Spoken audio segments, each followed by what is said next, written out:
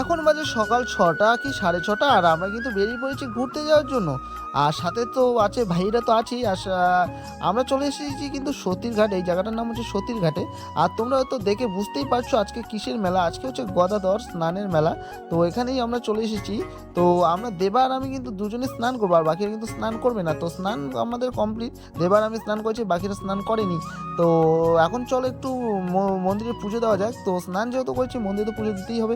তো তার জন্য মন্দিরে পুজো দেওয়ার জন্য লাইনে দাঁড়িয়ে আছি, কিন্তু লাইন তো কমছেই না। তো পুজো দেওয়া কমপ্লিট করে এখন চলে এসেছি একটু মেলায় ঘোরাঘুরি করতে। মেলাটা কিন্তু বেশি বড় না, ছোটো মোটো, তার মধ্যেও অনেক শান্তি আছে। তো ঘুরতে ঘুরতে খেয়ে নিলাম ফুচকা, ফুচকা খেয়ে চলে আসলাম এখন এগরোল খেতে। আর কে কী খায় একটু, আমি তো এগরোলই খেলাম। তো এখন খাওয়া দাওয়া করে একটু চলো একটু ঘোরাঘুরি করা যায়।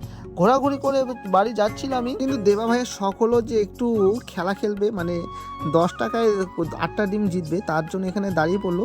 তো 10 টাকা লাগালো কিন্তু ডিম আর পেলো না, 10 টাকা পুরোই জলে চলে গেল দেবা ভাইয়ের। তো এখান থেকে বিদায় নেওয়া যাক। আর আমরা কিন্তু মেলা থেকে নিয়েছিলাম পকোড়া, তো এখন পকোড়াগুলো বাইরে বেরিয়ে খাচ্ছি।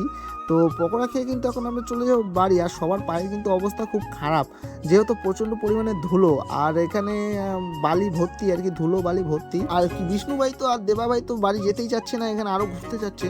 কিন্তু আমরা কিন্তু রওনা দিয়ে দিয়েছি, এখান থেকে উঠে পড়েছি রাস্তায়। চলো এখন হেঁটে হেঁটে বাড়ি যাওয়া যাক। তো সাইকেল চালাতে আর ইচ্ছা করছে না, তার জন্য হেঁটে হেঁটে বাড়ি চলে যাবো। তো চলো আমরা বাড়ি যাই। আর তোমরা চ্যানেলকে সাবস্ক্রাইব করে দেখা হচ্ছে নেক্সট কোনো মিনি ব্লগে। ততক্ষণের জন্য টাটা। আর হ্যাঁ, ইনস্টাগ্রাম পেজটিকেও ফলো করে দিও।